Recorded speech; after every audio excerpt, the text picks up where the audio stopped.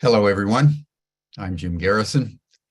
I want to welcome you to this session of Humanity Rising as we deepen our exploration into the domain of apology, reparations, reconciliation, and healing at a moment in which the world seems to be spinning out of control with an acceleration that is hard to take in. We know that climate change is savaging the world.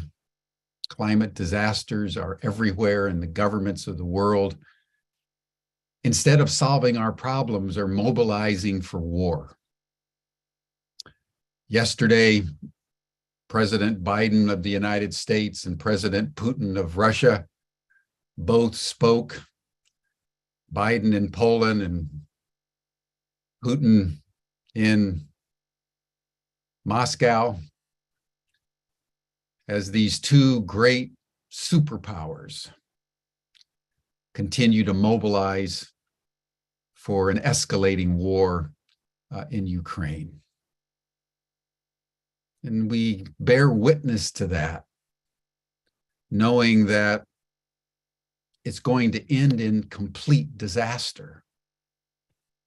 But as Jeffrey Sachs, the economist at Columbia, has pointed out in various interviews, we're in a situation, he says, like 1912, 1913, as the European powers lumbered toward war in a completely senseless way, but seemed unable to stop the momentum toward a conflagration that consumed the world in the First World War and left 10 million dead, although in this case, it'll end up with a nuclear war that may consume us all. And to watch Biden in his arrogance talking about protecting civilizational values, to watch Putin in his arrogance talking about the protection of Mother Russia, one is compelled to ask the question, what is this power drive that seems to afflict leaders when they come to power? What happens to the psyche when one is given power? It reminds me of, what John Kennedy said in his book, Profiles in Courage, that power either stabilizes a person or destabilizes a person, as one makes a choice around power to serve or power to oppress. I think it's also important to take in what Dante said in the Divine Comedy, as he describes in that great master work of the medieval period the 7 levels of hell and the 7 levels of purgatory and the 7 levels of heaven. And as he's discussing the 7 levels of hell, he says that he had never heard of a crime that in his heart he knew, given the right circumstances, he himself would not commit. So in this session today, we're going to look deeply at the oppressor within, at the colonizer within, at the criminal within. What is it? What is this phenomenon in the human heart and soul that leads us to war, that leads us to oppression, colonization that would lead us to go to a far-off continent and enslave people, put them in boats, ship them across the Atlantic, and reduce them to perpetual servitude. What is that?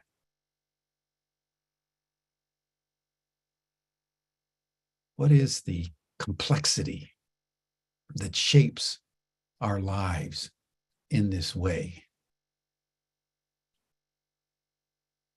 Before we delve into this subject, which is a great mystery, let us just pause, as we always do as we begin our sessions on Humanity Rising, and let us just simply breathe together. In a moment, you'll hear the sound of a bell. When you hear the bell, just breathe in slowly for about 5.5 seconds. You'll hear the sound of another bell and just breathe out for about 5.5 seconds. We're going to take 10 breaths together. You'll feel more coherent, not only within yourself, but within the community of Humanity Rising. And then we'll begin our program. But thank you, everyone, for joining us today.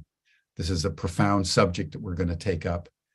And let us now breathe together.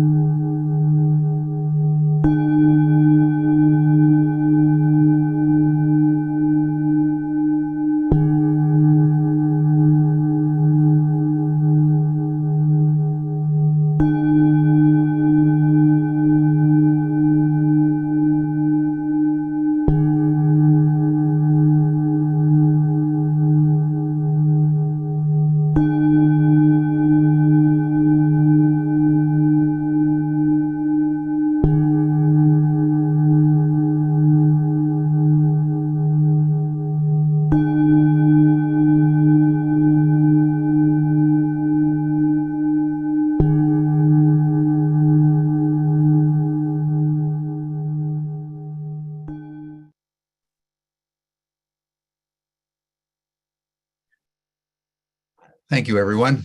It's always so good to breathe with you.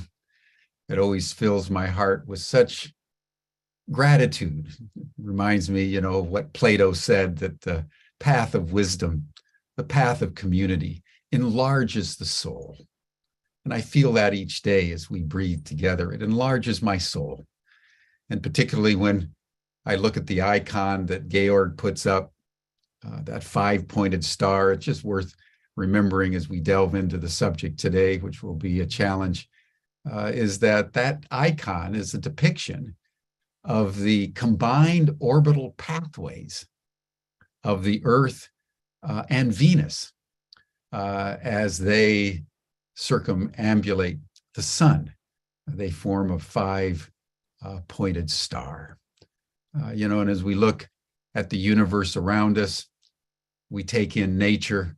There's a certain beautiful perfection which challenge us, the human species, which seem to be the only species in an extraordinarily beautiful universe that has spun out of control, such that we've so despoiled the environment that produced us and come into such conflict with each other that we stand on the precipice of self-destruction. It's an extraordinary phenomenon.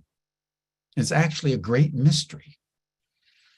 And so we won't solve anything today, but at least we're going to delve into some of the aspects of this oppressor within. And we're delighted to invite a couple, Josette and Ba Lovemore. And I just love that last name, Lovemore, because I think that's basically the bottom line on both our predicament and the pathway through.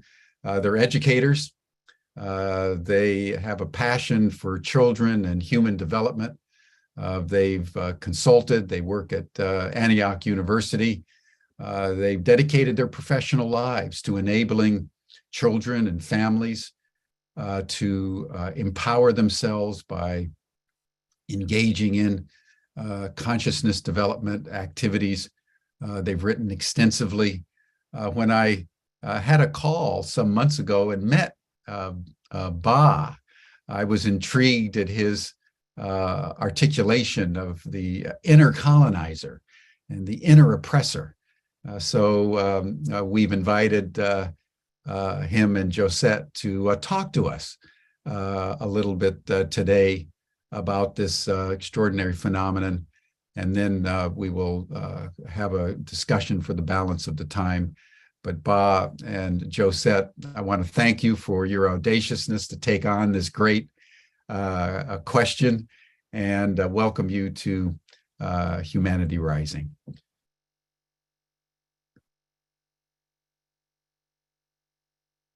There's Josette.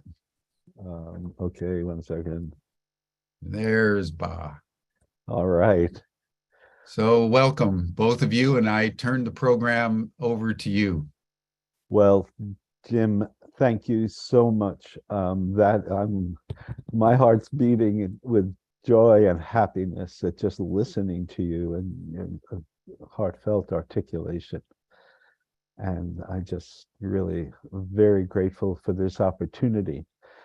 And I want to thank George and KD and Stan and everybody else there as well. And I also want to thank everyone who's joined us today. And I mean this in a heartfelt way.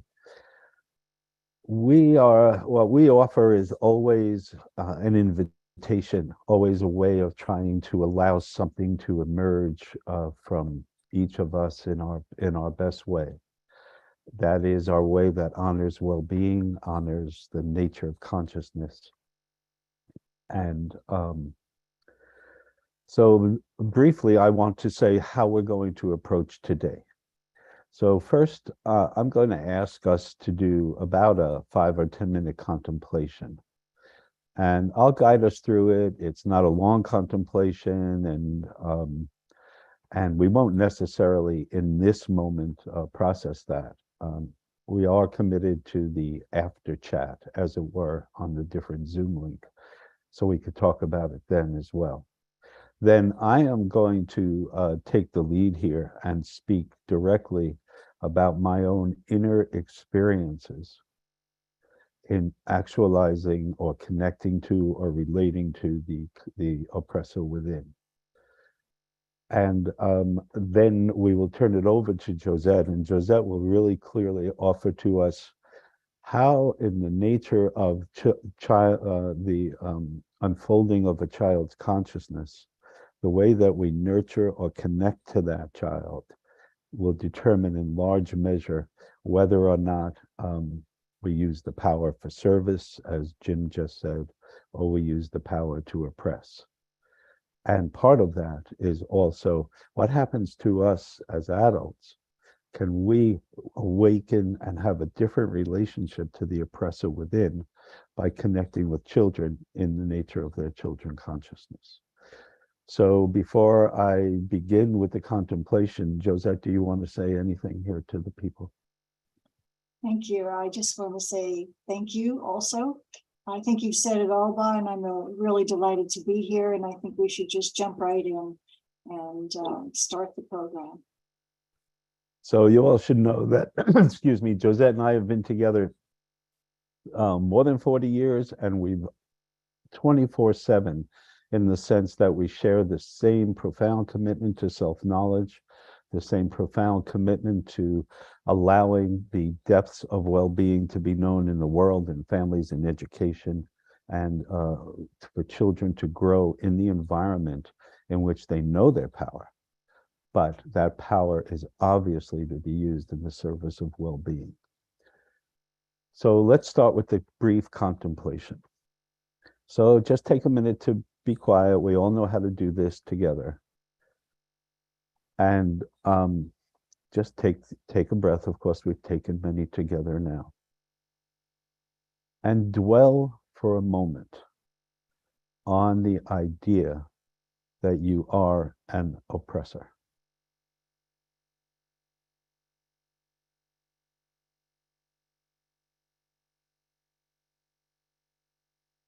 Let the feeling quality of it arise.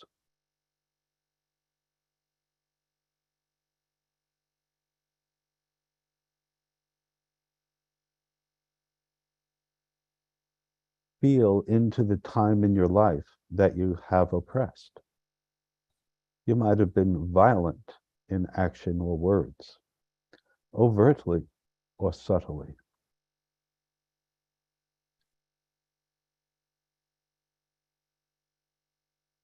You might have snatched a toy from the child, or guilt-tripped your partner,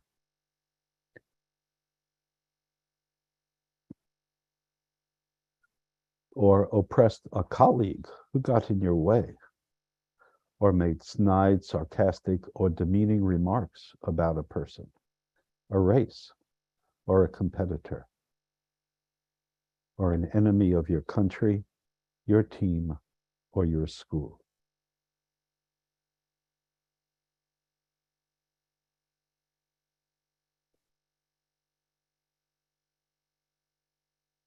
Maybe you took advantage of someone financially or sexually,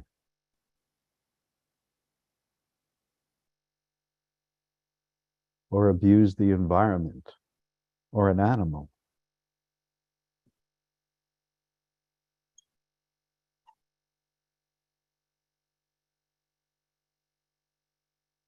Maybe you kept someone waiting for you, or gratuitously lied, or identified with an oppressor.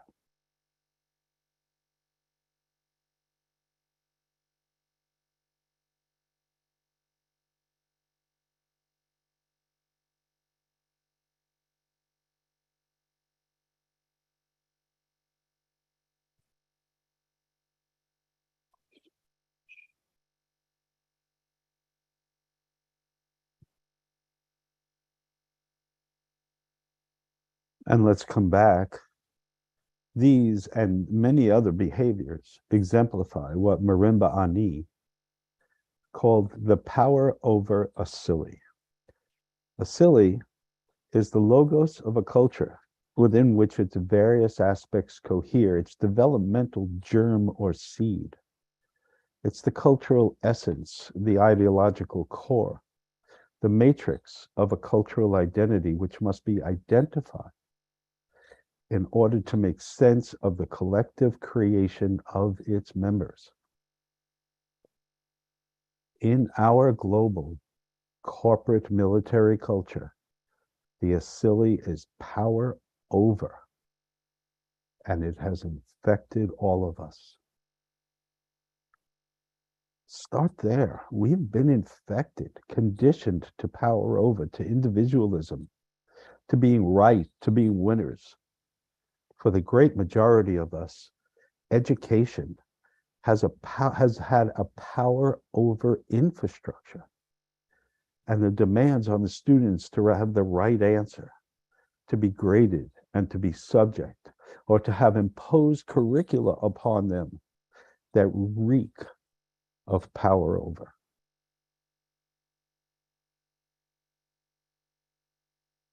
We have been infected, and we need to know it, because by knowing it, we can create a relationship to it.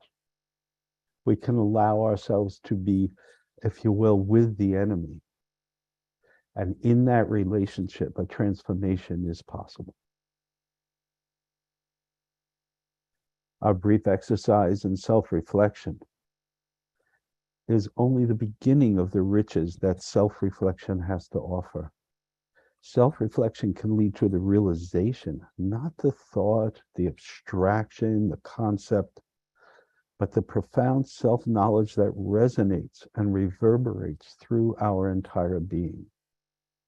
We can know ourselves as we are, and then there we can know the oppressor within. My life's an illustration of this. Now, I've been reluctant to talk about my own experiences, if you will, in my life. I worry, if you will, that somebody will take my experiences and say that's true for that's their experiences. And the vulnerability in it is also challenging for me at times. And it's only recently, in fact, in my conversations with Stan, it was only the second or third time I'd ever said publicly to acknowledge my own relationship and connection to the oppressor within. But I realize its importance, so please, self-reflection brings us to our unique selves. Emergence is an inherent dynamic of self-reflection, and so realization emerges relationally in each of us. Even the outcomes of self-reflection, which will be uniquely appropriate to each of our lives, and to the radical healing of self and world that you or I or any of us need to do. We will know it for ourselves. And from that, we will be able to take the action, whatever it might be, that allows our essence, the song we've come to sing, to take its place in bringing back well-being into our world. For me, years of meditation, study, persistent questioning of who I am, led to the abilities to go beyond thought, to live in non-ordinary experiences, to appreciate our interconnectedness, and to make valuable contributions in psychology, family dynamics, and education.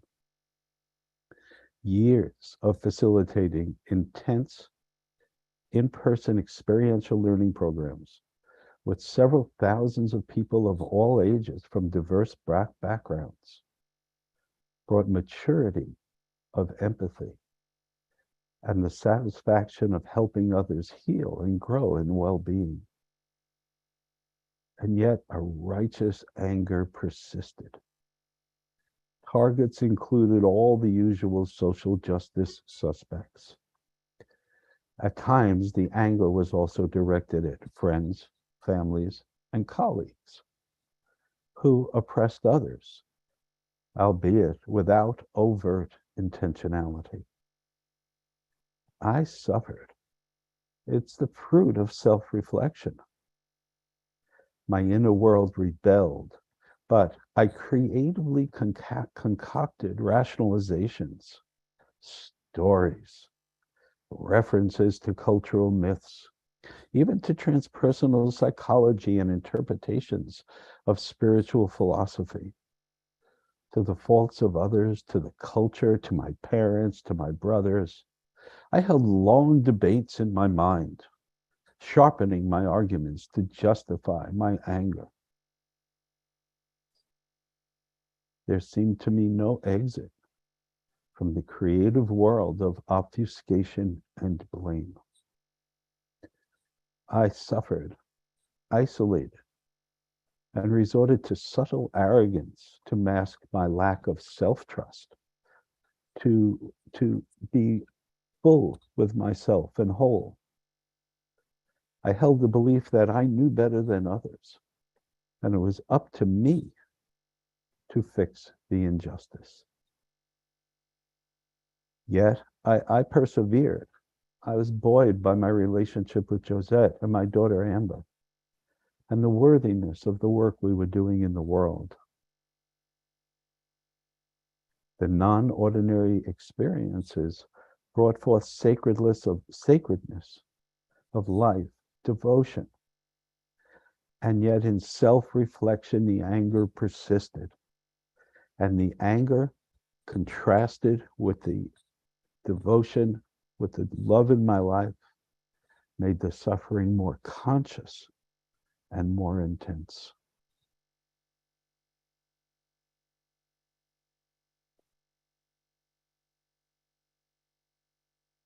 Deep in my bones, in my heart, I knew what was happening. I struggled so much.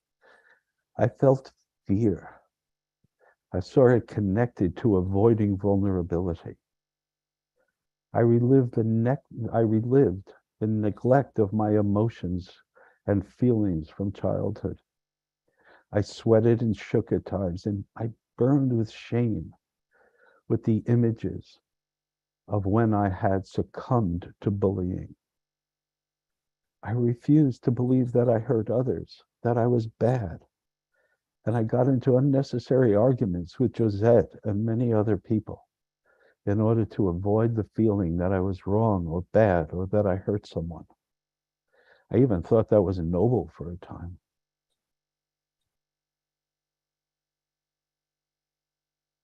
Gradually, staying in the self-reflection, a bit of self-trust began to appear. And then one day, after a several-hour meditation, Josette asked me a liberating question. Are you judging yourself for your anger, for your violence? Who's judging? How does judgment arise? Why does it stick? Whose standards are you beating yourself up with?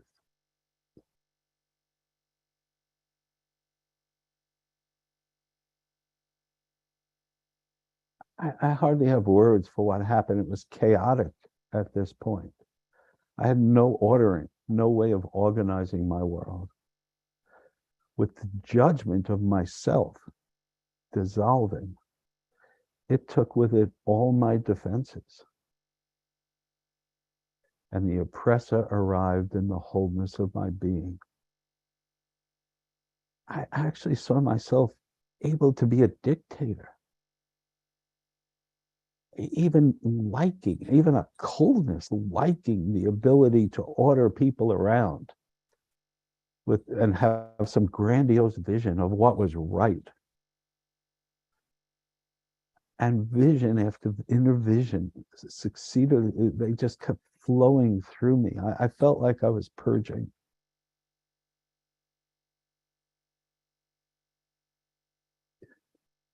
Soon I just crumbled. And as I crumbled, I know the naked heart of suffering without judgment, of participation in suffering without judgment, and devotion, deep, unending devotion for all life and for all humans. And I felt saturated with self-trust. Objectification died. Othering died. Unnecessary suffering died. And surprisingly, empathy died. Compassion bloomed. Compassion for me. It's the fearlessness for me to do whatever is necessary to bring forth well-being, to bring forth optimal well-being without concern for pain or gain. Liberated, responsible, relational. I know myself as a species participant, and so cannot compassionately connect, cannot separate, cannot in any way objectify others from myself. I have no story or rationalization or proof that that judges oppression. I have no comment, no idea why it's been necessary, part of our long human history. I know the deaf psychologists are right. I know it lives in our shadow. I know we repress it. And I'm offering here one person's journey in participating in that impression with the wholeness that I had available and the surprising outcomes that ensued. I only know that each of us is sacred, each of us, and that each of us can realize that sacredness. Self-reflection and the elimination of judgment of ourselves brings forth self-knowledge. In that moment, we know ourselves and we find one another. As I said, we're all unique, and this sketch of my process is not supposed to be a template or even an example. Rather, I hope to illustrate a way to radical healing to ourselves and in our world.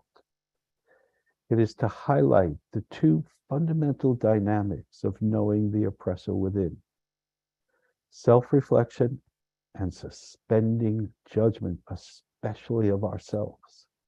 It's not suspending discernment, and compassion, as I said, is without pain or gain. It's the commitment, it's the profound commitment to well-being. And I know in Josette, in my life and my family's life, it's caused us to completely reorganize how we've organized every aspect of our lives.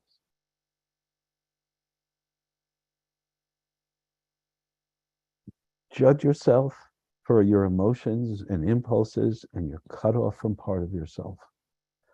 But self-reflection without judgment and the power, the insistency of the oppressor will be in your relationship. And in that relationship, other options appear. For me, that oppressor energy has transmuted and transmutes into my creativity. It's just energy. And the judgment sucks it up and organizes it and objectifies. But when the energy is open, then it will flow in accordance with the wholeness of you and of me and of each of us. The surprising outcomes will be meaningful for each of us in our own lives. And these outcomes are emergent. It's not one and done. And as an example, I would like to, something about me again, is that there is one class of aggression, one class of power over that I still cannot digest. It is the harming of children. There's the obvious truth that allowing children to actualize their innate capacities with developmental sensitivity changes our entire society. But my inability to accommodate aggressive people towards children goes way beyond that. True to the unpredictable emergent dynamics, this inability points directly at the work in the world I need to do to end oppression. For me, it's not giving back and it's not apologizing, it's not reparations, it's not arguing with power over educators, government people, even parents. Though for many, those are really meaningful activities. But for me, it is to explore and describe the consciousness of children and to share in every way possible how to nurture that consciousness to bring forth optimal well-being. It's the only way I can deal with that aggression. Because honestly, were I face to face, or when I am face to face with that aggression, I often have to just walk away. Even in a supermarket, I just, what are you doing? That is emergent human consciousness, sacredness right in your visions. And you're trashing it. And it's just one I can't digest yet. So that's about my journey, and I'm going to turn it over to Josette now, and take it away, Josette. Thank you, Ba.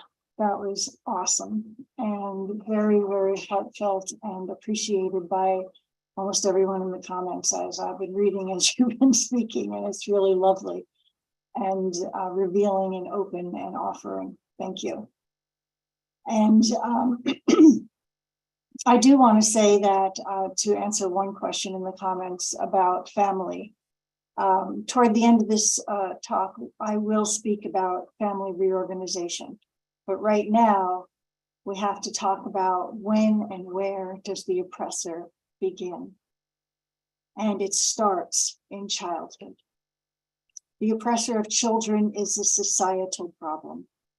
And because children lack power due to their age, due to their size, due to their lack of resources, they're easy targets for adult oppression. And oppression leads to adaptive reactions in children. Passive acceptance,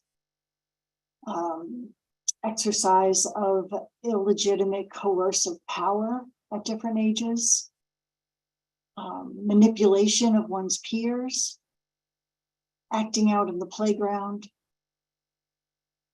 children oppressing other children. And often, way too often, the social response to children who oppress, who have been taught in this way, is to medicate, is to punish, and that does not solve oppression in children. Oppression in children will continue, or children who are oppressed, I will say it this way, children who are oppressed will continue to oppress others when they're children and when they're adults. But let's first talk about addressing this. Children have rights, and one of their rights is to be nurtured and sustained in healthy development. So as adults, our knowledge of a child's way of knowing at each age of their growth is imperative. Meeting children's developmental needs that promotes well-being is different at different ages, and it is their birthright and our obligation, such that the oppressor within has less of an opportunity to take form. So I'm going to talk about that in health and well-being first, and then I'll talk about when a child doesn't get those needs met, what we might see at each of the ages of childhood. In order to talk about this, I just want to lay out some basics of human development. Some of the language I'm going to use that I hope will be helpful to you to help you understand some of the things I'm trying to talk about. First, at every age of childhood, something different is organizing in the child. We call it the organizing principle. And that's the immaterial essence, or we might call it the animating principle, or the actualizing agent of an individual life. And the expression of what's organizing in each age of a child's life changes while integrating all previous experiences. So one builds upon the other, builds upon the other, builds upon the other throughout human life. And the organizing principle continues to draw toward well-being. You must understand that, because even behaviors that we might call difficult is the child's best attempt to draw towards well-being. Now, I want to define well-being first for a second here, because it's not often defined well. It's a dynamically, that means changing, balanced state of health, which optimizes our opportunities to access our own actualization. People who possess well-being will also grow in adaptive abilities. We can adapt and change. We tend to have a better satisfaction in life, a sense of personal meaning shapes and forms in life.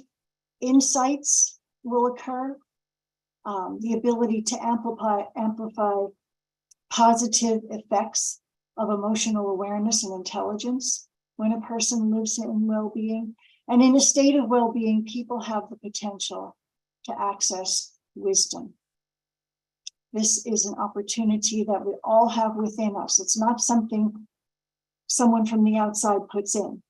It emerges from within once we are in a balanced state of well-being. And as I speak about the organizing principle in each age of childhood, I want to highlight that we're talking about the evolution of consciousness throughout childhood. So in each age of childhood, there's a field of knowing that the child lives within. All life forms go through developmental changes. And the field of knowing is a region within the child's consciousness in which they access specific capacities, inborn capabilities. Each field of knowing has specific needs to fully actualize, needs an environment to come forward in safety. And so if we know the child's field of knowing, we know so much more about how to nurture and support health and well-being. So that organizing principle can be expressed, can be accessed, can be actualized. So there are honorable expressions of power in every age of life, as long as our needs are cared for and guided well through childhood. When not cared for, we hurt ourselves and we hurt others. We other people. We don't see this as a commonality of humanity. We othering is what occurs. So I'm going to share my screen here, and I'm going to offer a conversation on healthy development. And then I will offer what happens when that's not honored and respected. So, sharing my screen.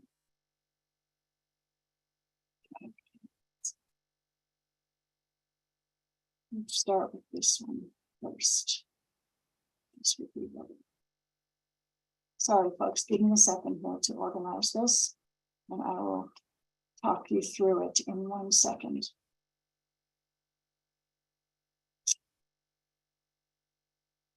There we go.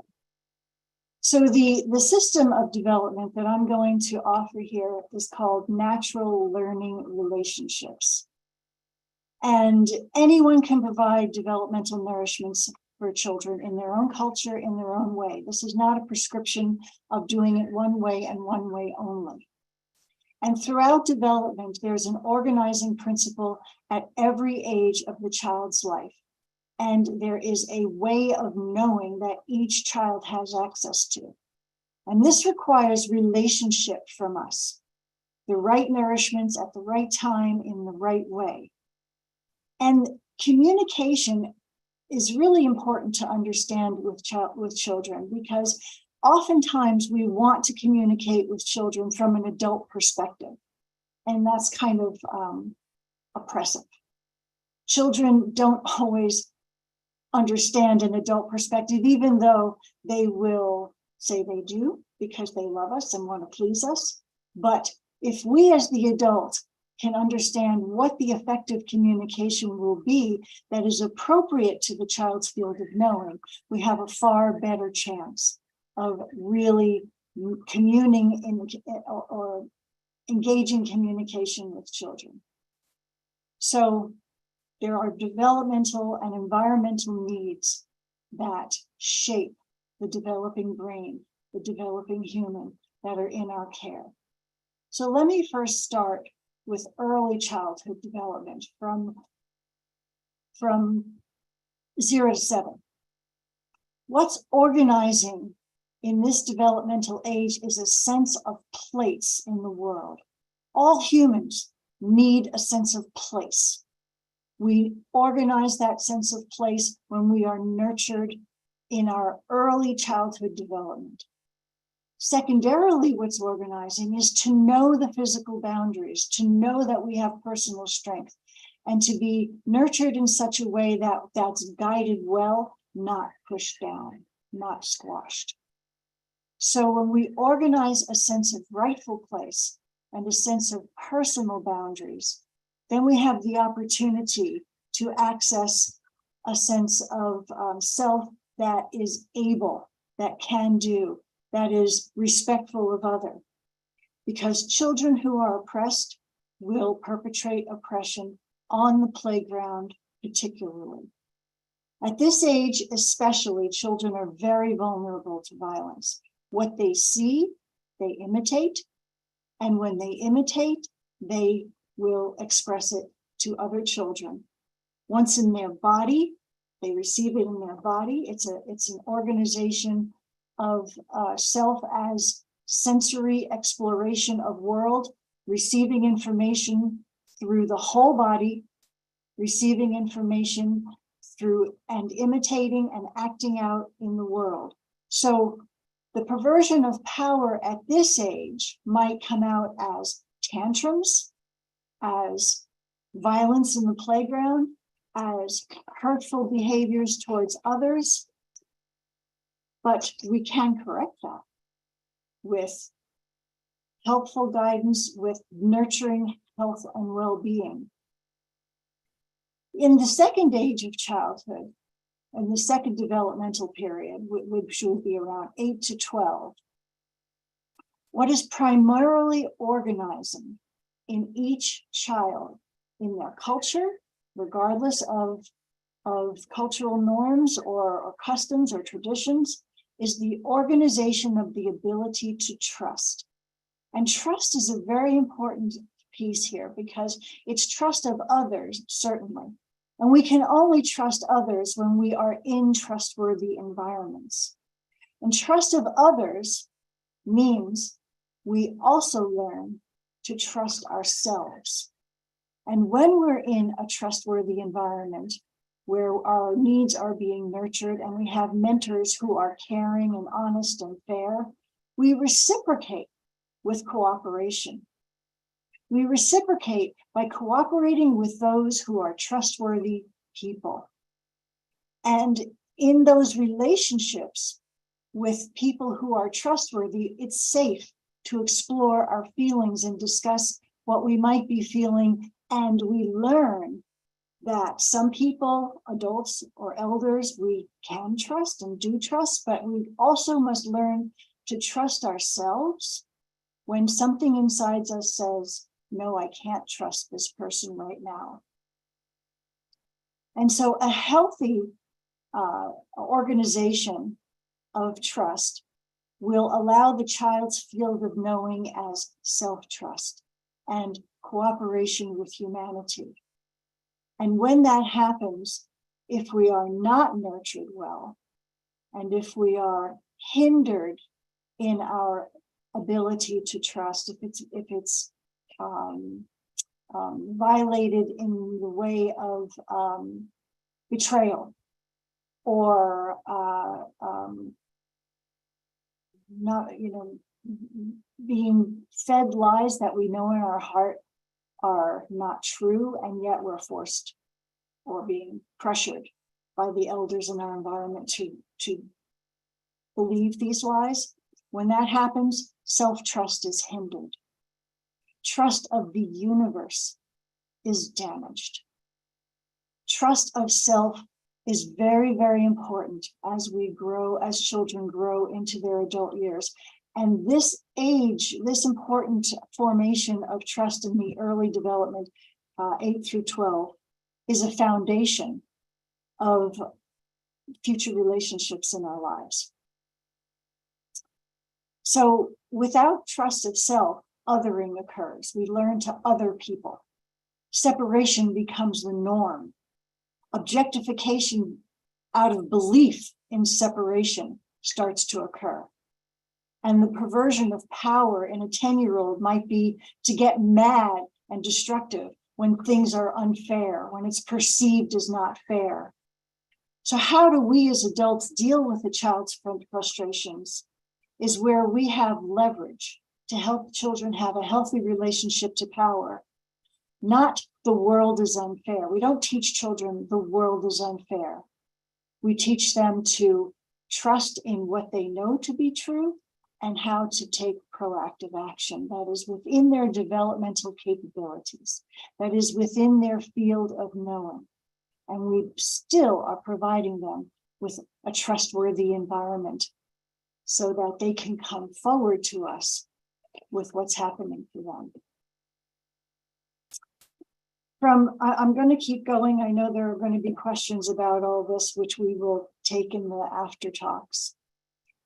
In the teen years, teen development, 13 through 17, the organization of autonomy, healthy autonomy, the ability to self-govern is very, very important here.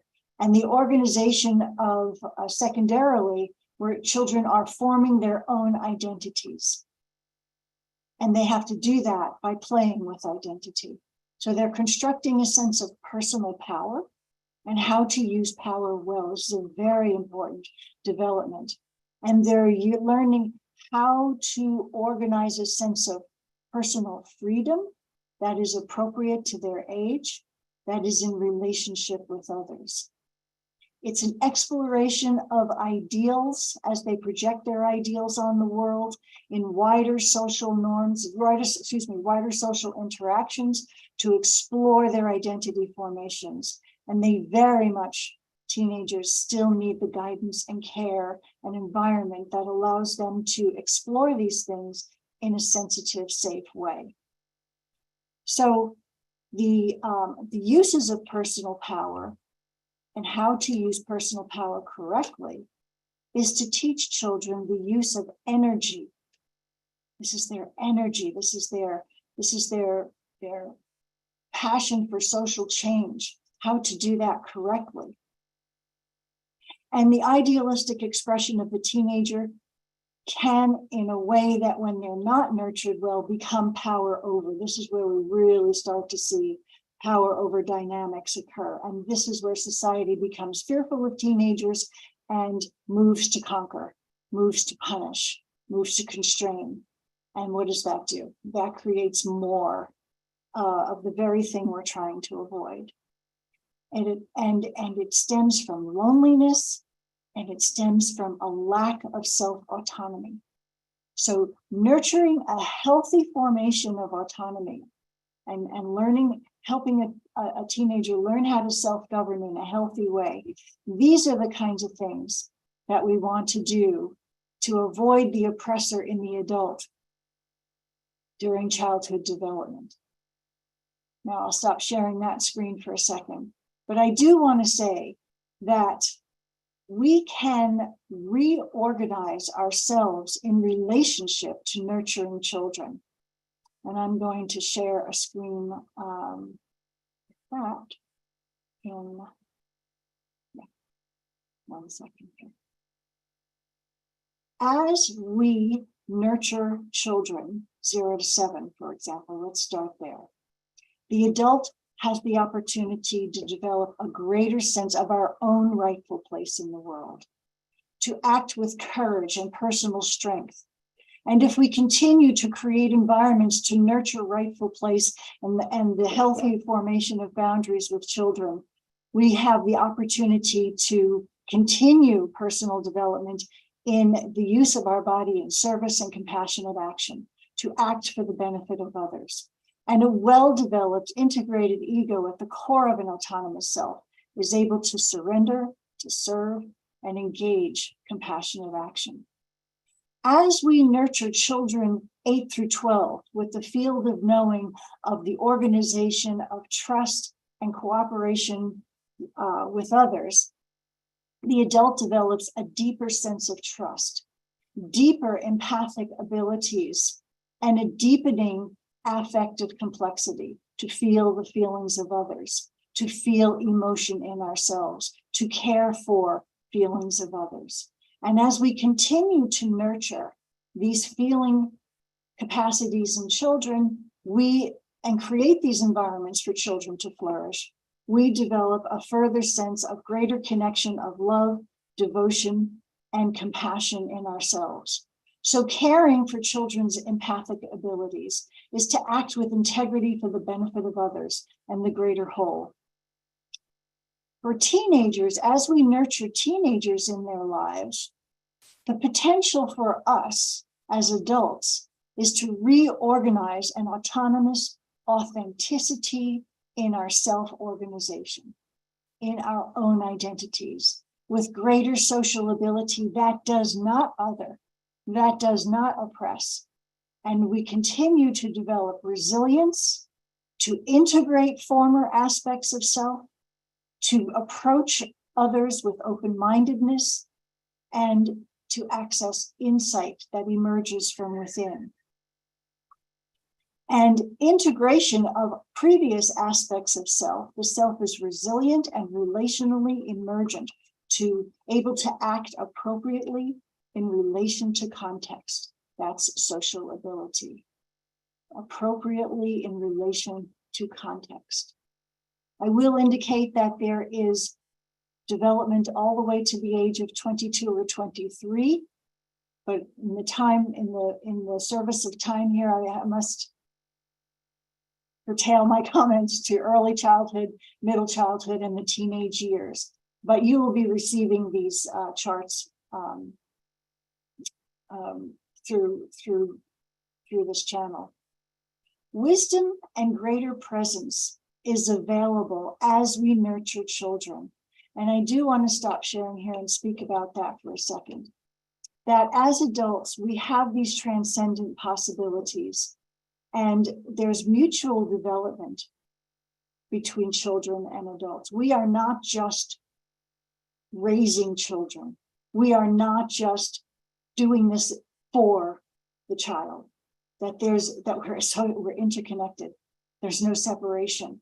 So we are developing simultaneously as we nurture children. So this opportunity to address the oppressor within is available throughout our adult lives as we're raising children in the family context, in the school classroom. This is available to us all. And lastly, with the small amount of time I have left, I want to say, I'm going to share my screen again. To a spiral of adult development. And I will do that here in 1 second.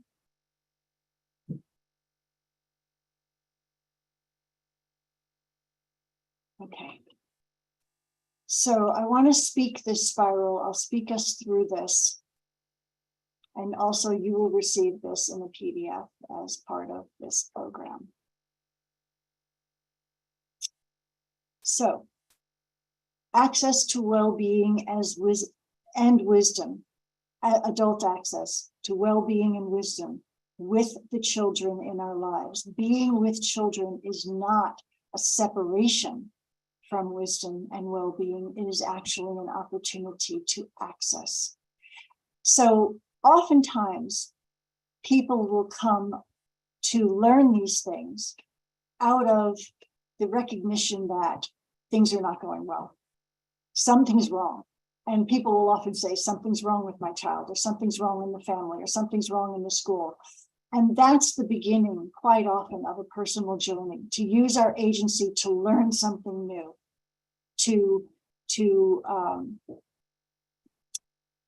open ourselves to doing things differently. And as we do that, we rise in the spiral of using our personal agency to self-reflect. Self-reflection, self-observation, self-reflection is the leverage point for change. And we learn by learning these child development principles and how to nurture and shift the perspective from oppressor to caretaker, nurturer, supporter. We are not separate. We as adults develop emotionally, and we develop our perspectives on life change, cognitive development. We differentiate from our former ways of knowing, and new meaning making of self and world begin to emerge. And cognitive development and emotional development are intertwined. We go from one to another, to the other, back and forth, and we rise into the ability to act with intention, to nurture the child's developmental needs, and to engage self-inquiry actually as a way of life. And I've often had people say, this has become a part of me.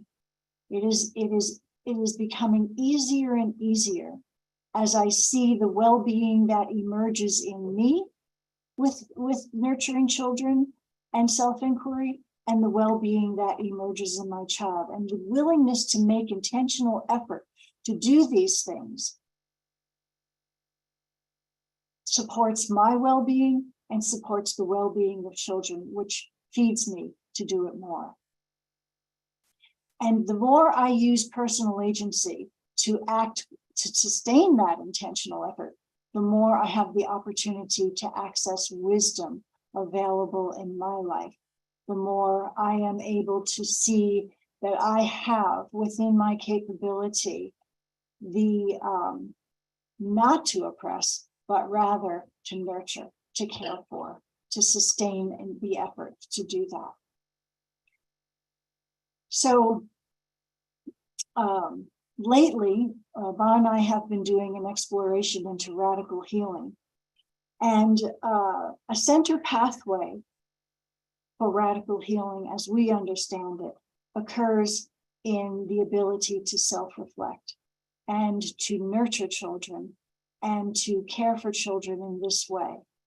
And at this point, I want to offer the mic back to Ba, because he's going to talk a little bit more about self-reflection and about this pathway and some of the particulars to do this. Ba? Well, I mean, we've covered so much here, and we don't intend to overwhelm. I'd like to point out that when we're unable to meet the consciousness needs in a child, that often reflects where we were oppressed. And that's a wonderful place for self-inquiry and self-reflection, because if you can't give it, you probably didn't get it. And if you didn't get it, then that part of you went into what Josette calls adaptive or defensive behaviors. And when it shows up in children, there's much less patience, much less willingness to learn together, to engage bidirectional development, and to open oneself. So it's another way to understand the oppressor within. And over the years, we've worked with therapists and counselors, social service agencies, and so on, so they can identify in themselves and the people with whom they're connecting, so that they can see how this oppression transmits and comes forward in subtle and not so subtle ways among people. And so the family and also education. I mean, we've run 3 schools, we've done many things in many different environments, and the same is true in the teachers. In fact, when I have worked with burnout, which is a sold-out course at the university, it's always about the same thing.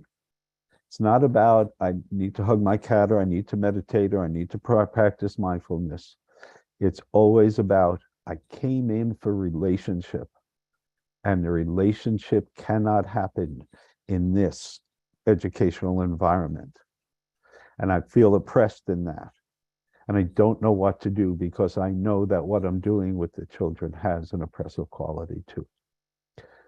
These are the kinds of things that we have identified, that if people can begin to open that up in themselves and use, if you will, not obviously in a poor way, but actually engage in those meaningful relationships that allow us to self-reflect and participate simultaneously, something new emerges.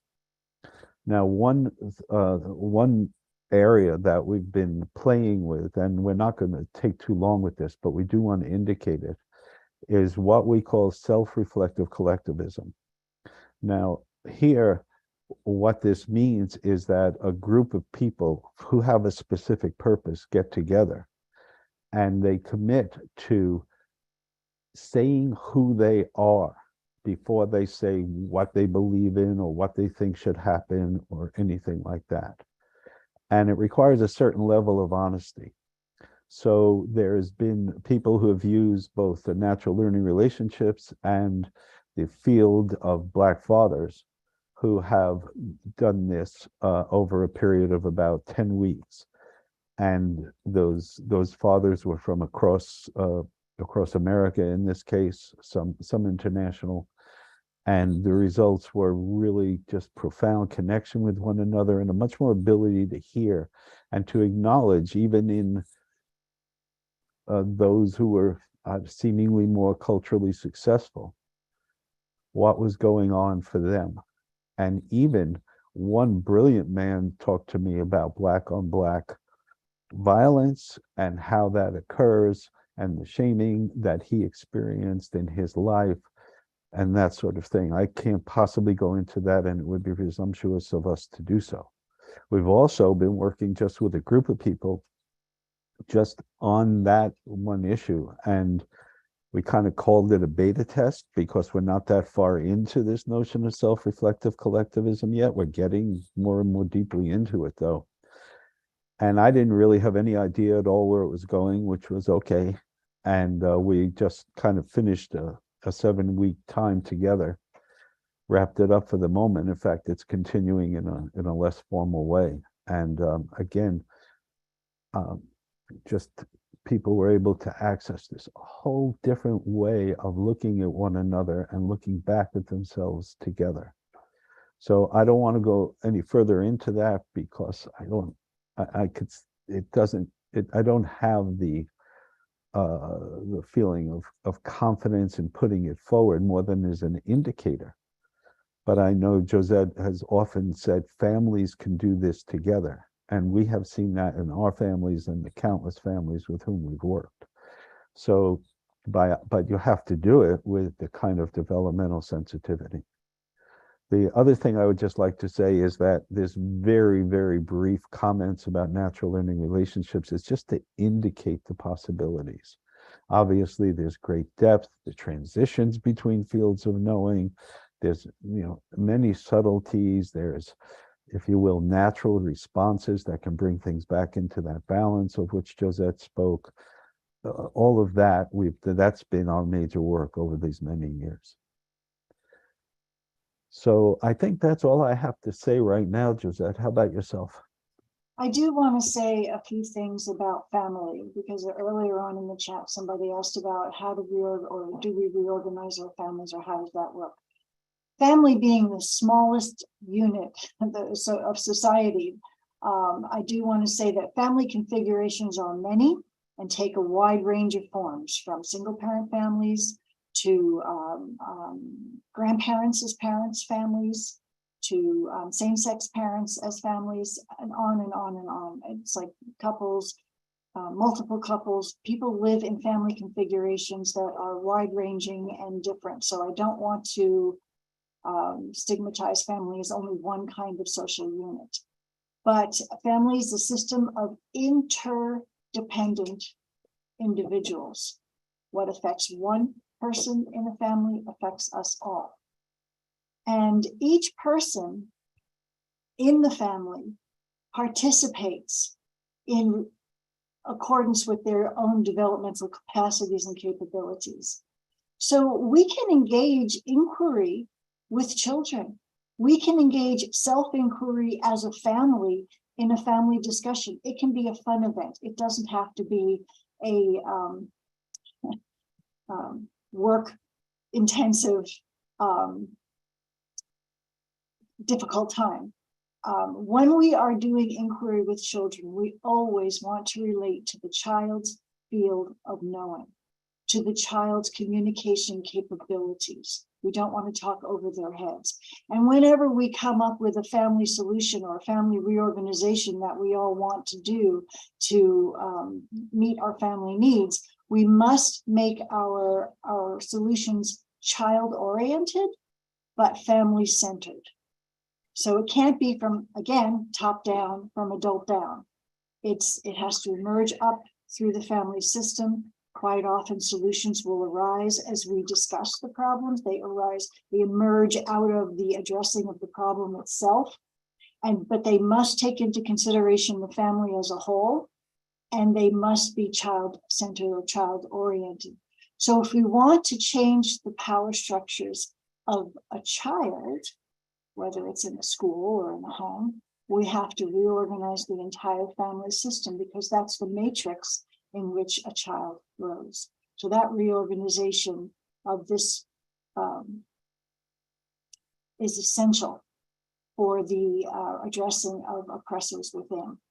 And the goal for each family member, no matter what field of knowing they are in, is to develop a quality of self which acts in line with right action in relationship to our developmental moment, in relationship to the context we are in, our culture, or whatever environment we are in. And the intention is to act in a mutual, beneficial relationship with the whole. And with that, I will stop there. And yeah. So I want to also point out that we have to self-inquire about our allegiances. And this is a really tricky place. I mean, what do we do? What do we do together with children, especially in our allegiances? What do we bring forward in the cultures or our backgrounds that may not be appropriate to the children? What are the shoulds? That's really the way we bring it forward. And this is a place that's often stumbling. And I personally noticed in myself and in the many people with whom we've worked that this is probably the hardest thing to get to in some ways, whether it can be a grandparent punishing a child or speaking a certain way to a child, whether it can be our own allegiance to a sporting event, a way of doing something in our culture that doesn't really make sense in this world in which we live, impositions of beliefs from different spiritual or religious practices, impositions of beliefs, even from environmental practices, which themselves, having dealt with many environmental educators, are often taught to the children in the same top-down and non-relational way. And it's often surprised me how often, for instance, environmental educators or, will say, okay, we have to understand the life cycle of this or that life form, but without understanding our own, such that we bring that forward in the way we educate. So these are passions of ours, and as I said, they've arisen from our own self-reflection, our own many years of exploring ourselves and the world in which we live, and bringing it forward in an experiential, direct experience way, to hope that those others it will awaken in them, because each of us have these fields of knowing in us. The adaptive responses aren't to disown that, but to protect them, actually, to deeply protect them, so that when we do have the opportunities, the relationships, the wisdom, the information, they can come forward. And they come forward mostly in relationship. They really do. And I don't want to give this idea that self-reflection is in any way is different from relationship. It's everywhere and always. So I just want to share that, and I just feel tremendous gratitude for this ability to speak with all of you. And Jim, is there anything hanging out there in the chats or anything else, or questions you might have, or hey, Ba, what the hell are you doing, or anything like that? Yeah, I've been watching the snow fall down outside your window there. So that's you're it. staying nice and warm. Yeah, great springtime, right? Great beginning spring.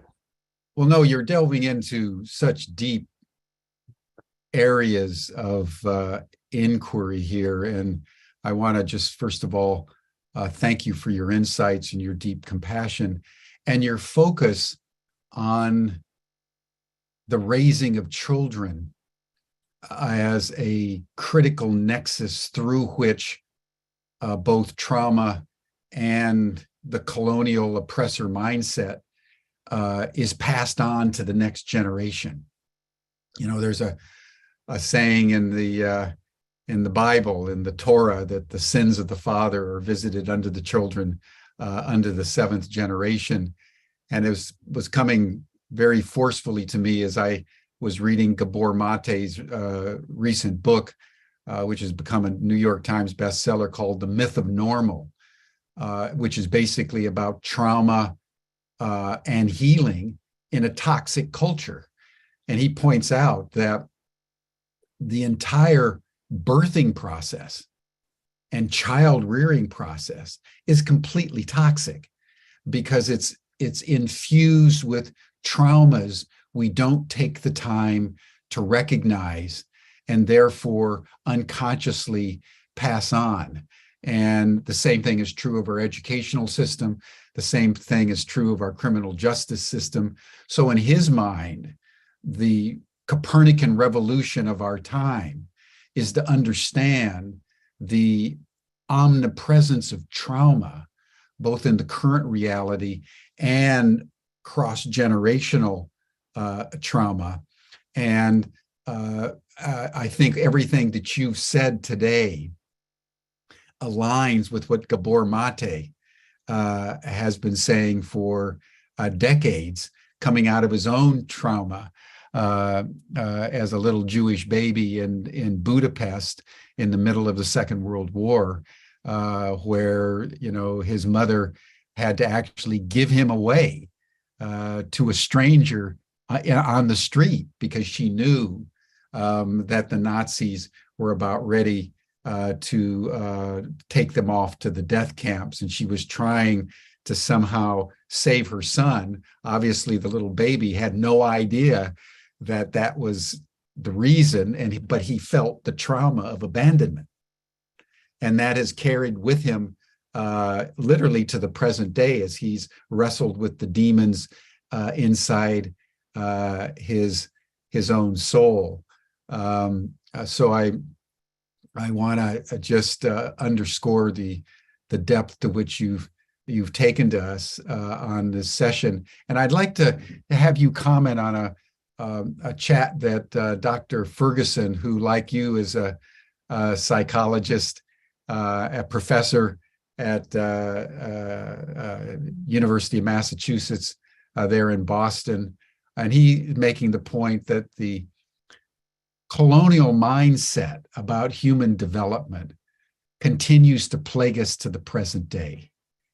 And that in those days, in the colonial period, it's worth pointing out, in contradistinction to what you two are saying about a children-centered family and culture, in those days, in the Renaissance, the children were considered miniature adults, and they were to be seen and not heard until they were ready to grow up and participate in a completely trauma-informed culture.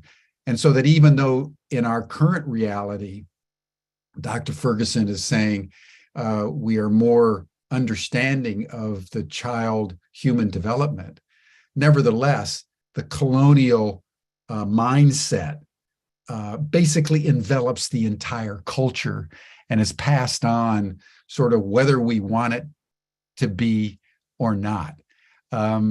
So would just love to have your comments on that, because I think it's a very profound point. And we're both chomping at the bit to answer. So, in this case, I'm going to go first. Thank you, Josette. And there's several things I want to address in all that you've said, and thank you so much for that. First of all, we're talking about a radical healing. We are, this is, in other words, we know that these innate capacities, these wisdom capacities, these relational capacities are innate in human. And because of that, we're trying to look at what the healing way of this is and how it can cut through. And and I wouldn't be sitting here with you if I didn't have just a lot of experience with it. Obviously, I related my own unique way, but in the experience of working with many, many others, that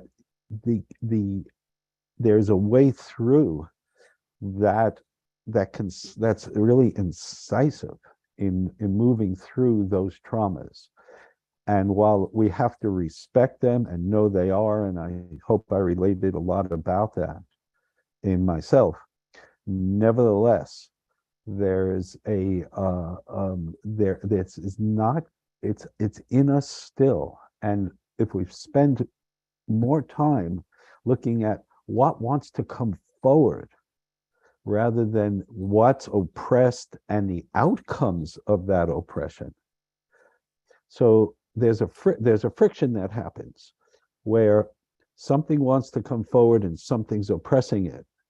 And part of the confusion in the culture is it's so concerned here with the oppression, but especially the outcomes of the oppression, that we aren't looking enough at the well-being, at the wholeness, at the sacredness. Great point. That wants to come forward. And that's the essence of what we're trying to share today, is there's a radical healing available here. Okay, Josette, I'll be quiet. Yeah, that's No, really that's profound. profound That's point, Bob. We get so caught up in the outcomes, we overlook the radical healing within. Mhm. And it's right here. Yeah. It's back to Einstein that the consciousness that produced the problem can't solve it, but somehow we can't get out of that box. Many years ago, Bob and I gave a talk. We ran a school a while back, and we gave a talk called "The Tyranny of Normal," and how we beat our children up with standards, teaching to the test, always coming up with another standard for them to reach, another grade for them to get. Giving grades at all, and the lack of willingness to acknowledge that emotion is an essential part of development. So often in education, the way that education takes place is to teach cognitive principles, to always teach memorization and regurgitation and testing, and then memorization again, and then grade that, and then compare children to each other. And it's brutal.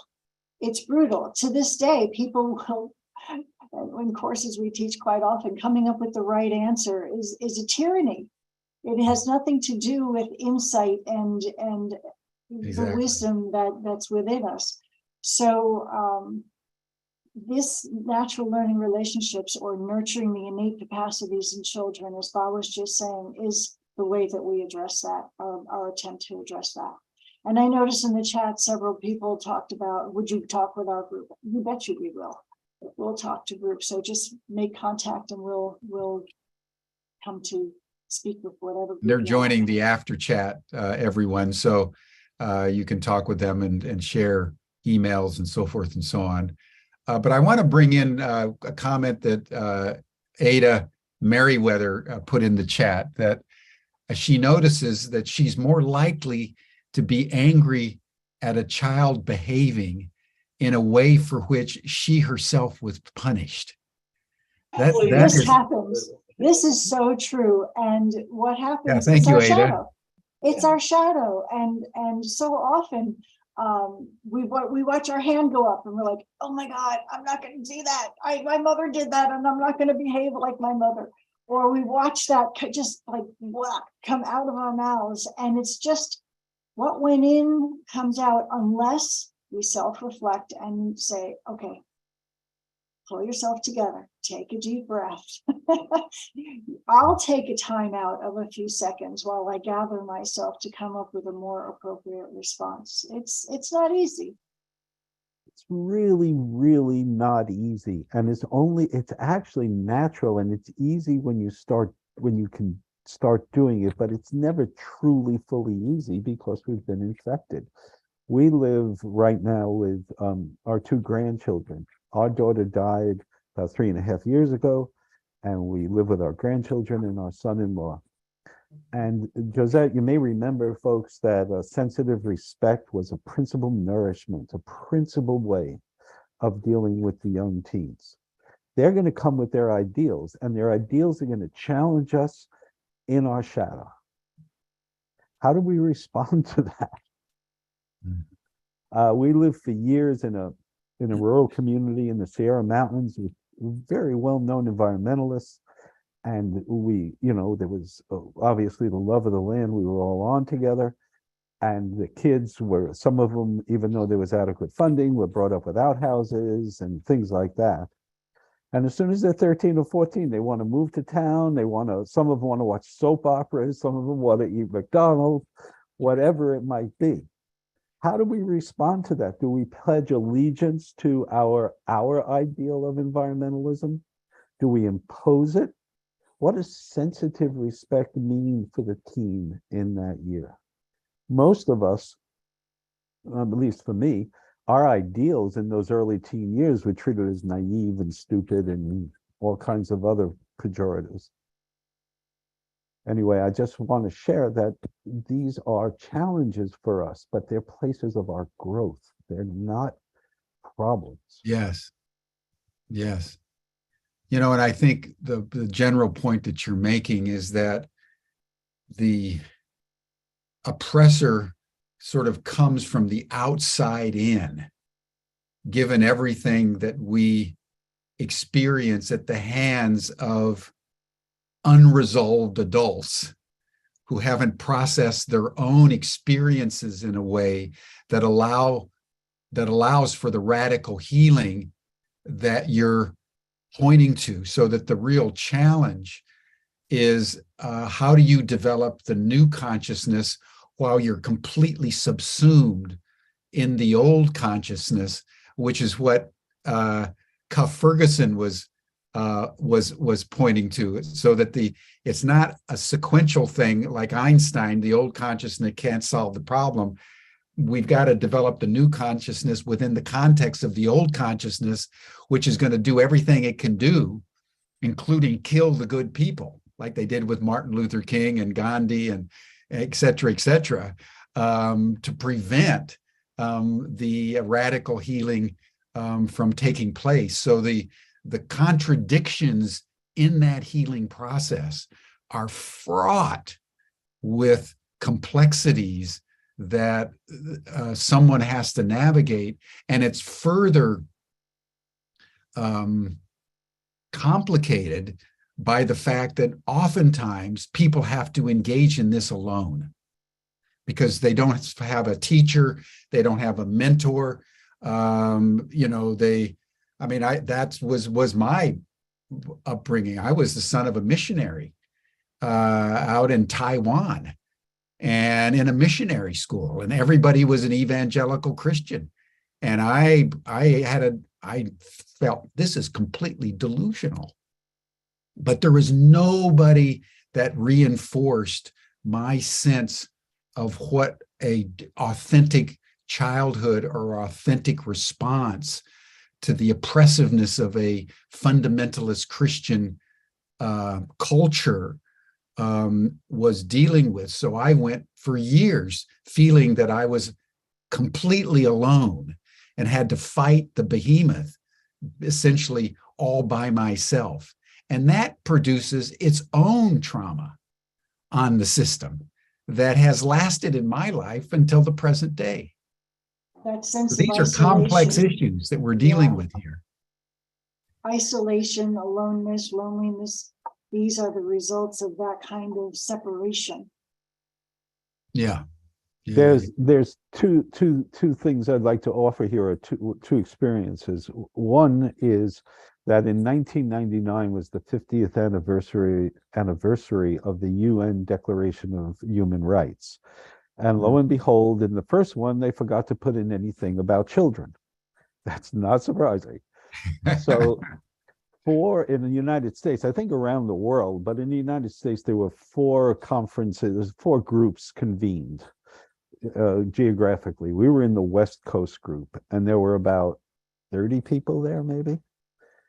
And the facilitator, who was the head at the time of Amnesty, said, okay, everyone, write down what you feel is the most essential thing that we should include in this Children's Bill of Rights. And then you'll be in dyads and talk about what you did.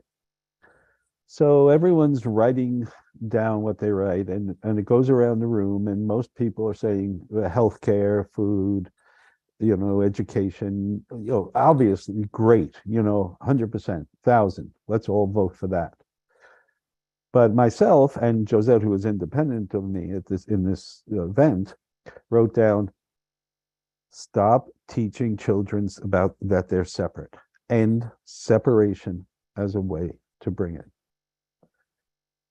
And my dyad was actually the head, just by chance, the head of the organization, the Amnesty guy. And he looked at me like I was from a different planet. But in due respect, he announced it. And there was only one other person there who had written down what Josette and I had written down. And it was the woman who was the mayor of Berkeley, California at that time, a woman of India, the descent from India. And she said, and I wish I could do an Indian accent, isn't that obvious? So Yeah. That's it right there. As soon as you have so we have been taught separation, what we've referred to as othering, and as soon as that is in the dynamic, the confusion begins. So I just wanted to point to that very essential place of that. And then there was one more thing, and that is, I remember a parent, this is an experience I had way back when, and she was saying, yes, it's very complex. How do you do it? There's all these pressures, very sensitive comment. And I said, we're one-on-one with that. You are right there with that child. If you're bringing in all the cultural stuff, if you're bringing in all the whatever confusions, you brought that in. Right now, there's just you and that child. And that's what I would like to say to everyone. At least there, face to face, moment to moment. That's what's happening. And that's a difficult thing to do. We're not pretending that that is not difficult. I had a school administrator in one of my programs, and she learned this approach to children. And as a school administrator, she would often watch herself jump to punishment. And she retaught herself to ask the question when she was faced with a child who was sent to her office for some behavioral thing. What does this child need? What does this child really need? And she said she was able to pause and go back to this child's developmental field of knowing and start to address, this child is acting this way because they're acting out of a pain. So if I were to give them something they really need, well, how might this change? And she did that. She was amazing. And she got a different result. So that would be a question we can utilize if we want to follow her example. Yeah, if I'm with a 10-year-old kid, I'm asking myself internally, is what I'm doing increasing trust or decreasing trust? It's just that straightforward. If I'm with a younger child, is this helping them feel belonging and rightful place? Or is it disassociative? Those are the questions I'm asking. If I'm with a teen, is this allowing autonomy? Building autonomy. But if it's not, I don't do it. And it's very difficult. I'm not trying to make it sound easy. I'm just, old childhood memory just flashed up in my consciousness, to your point, Josette. In this missionary school that I was in, they were brutal. And I won't go into details, but it was a highly traumatizing experience. And one day when I was in the 5th grade, I was, walking up a stair, and I was behind my 5th grade teacher, and I'd just been punished in a very physically assaultive way. And I was toughing it out because I wasn't going to show them any vulnerability. And it wasn't anything I was taught. It was something I just naturally did as an adaptation because I was at war. And my teacher, Mrs. Montgomery, right as we got to the top of the stairs, she took me aside and she says, Jimmy, I'm with you. And then she walked away and I kept going. And it was at that moment that my heart filled with emotion and I was fighting back the tears. But that affirmation, Josette, carried me for the next several years. And whenever I was down or feeling isolated, I would remember that there was somebody for 10 seconds that just addressed me as me and said, basically, you're okay. And you're a human. I understand. And that was enough to fill my heart with more courage than anything I could conceive of. And it was one of a pivotal moment in my whole childhood because it gave me strength of soul to endure. So you're absolutely right. And by, that differentiation between where they are in their development and who you need to be to support the fragility that's trying, like a little seed coming up to try to, become an oak tree. But they're not even a sapling. They're just a little sprout and they can be squished so easily if the adults aren't careful. So I just want to honor those comments by my own experience. Look at how resilient we are as humans, though. Yes. Here you are getting pummeled, and one small comment just brings that health forward. Yeah. My brother was like that. My brother was a curious inventor who took things apart. He took everything apart. And he got punished severely for taking apart radios because he wanted to see how they worked. Now, that could have been nurtured. He could have been, Totally. But they just punished him severely for these things. And just a small word of encouragement would have meant so much. Yeah. Well, this has been so beautiful today, Josette and Bai. I really want to acknowledge your deep wisdom and your extraordinary compassion for humanity and for our children. I want to recommend your work to our entire audience and hope that, we can have you back to shed more light on these issues as we enter what I think all of us know is an increasingly dangerous and turbulent world, almost entirely because we haven't eliminated the oppressor within. And we're externalizing it all over the world to our possible destruction. So what Ba and Josette have offered today, everyone, is more deeply important than we may realize because it's not just about children, it's about us all. And may determine whether we succeed or fail as a species on the earth at this time. So I want to really thank you and hope that all of you can join Ba and Josette in the after session chat group. You'll see the link in the chat that Stan just put up. And then tomorrow we're going to return to Ronnie Donetz, who had a session yesterday on second generation Holocaust survivors, which in light of this discussion today will take on more meaning. And then on Friday, we're going to be with Robert Thurman, the great Tibetan Buddhist scholar, who's going to talk to us about these matters, particularly apology from the Tibetan Buddhist tradition. So that'll be our program for the rest of the week. Thank you, Ba. Thank you, Josette. Thank you, everyone. That'll do it for today.